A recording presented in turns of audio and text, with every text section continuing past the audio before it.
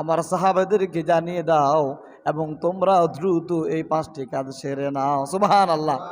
5টি কাজের উপদেশ দিলেন। কয়টি কাজের?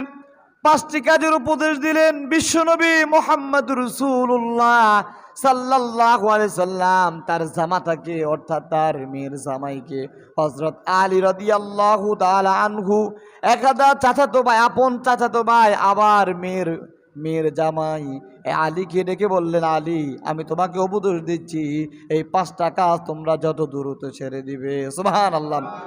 রাসূল আকরাম সাল্লাল্লাহু আলাইহি সাল্লাম 1 নম্বরে জানিয়ে দিলেন, আজিল্লু বিসসালাওয়াতি ক্বাবলাল ফাউতি।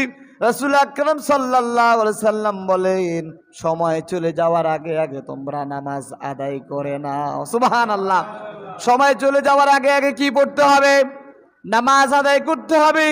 এখন সময় পেরিয়ে যায়, হায়াত আমাদের শেষ পর্যায়ে চলে যায়, হায়াতের জিন্দেগি শেষ হয়ে যায়, কিন্তু এখনো একবারের জন্য নামাজের কথা আমাদের মনে হয় না। আল্লাহু আকবার।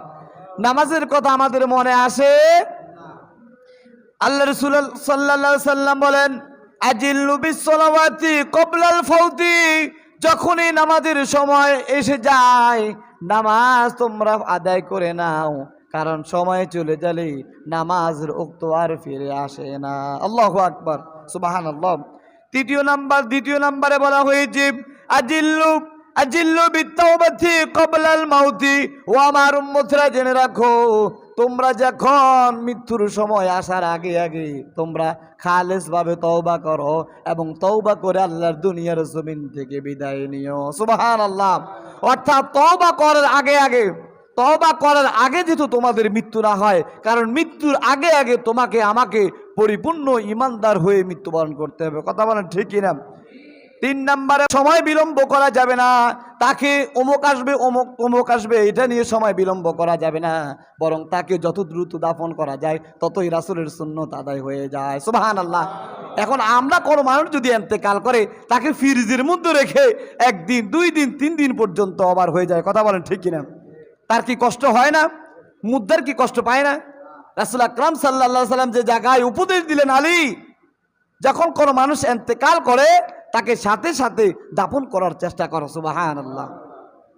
4 নম্বরে বলা হয়েছে, কোন মানুষ ঋণের বোঝা রেখে যাতে মৃত্যুবরণ না করে, কারণ ঋণ যদি কোনো মানুষ করে এবং এই ঋণের বোঝাগুলা দ্রুত যেহেতু সেরে নেয়, কারণ ঋণ এমন একটা বোঝা, এই ঋণটা যদি মানুষের বোঝা হয়ে যায়, কাল কঠিন কিয়ামতের দিন ওই ঋণের কাছে তার ন্যাক দিয়াও তাকে পরিশোধ করতে হয়। ঋণ রেখে যদি কোনো মানুষ ইন্তেকাল করে হাসরের ময়দানে, ওই ব্যক্তির ঋণ পরিশোধ করা না পর্যন্ত ওই ব্যক্তি আল্লাহর জান্নাতে প্রবেশ করতে পারে না।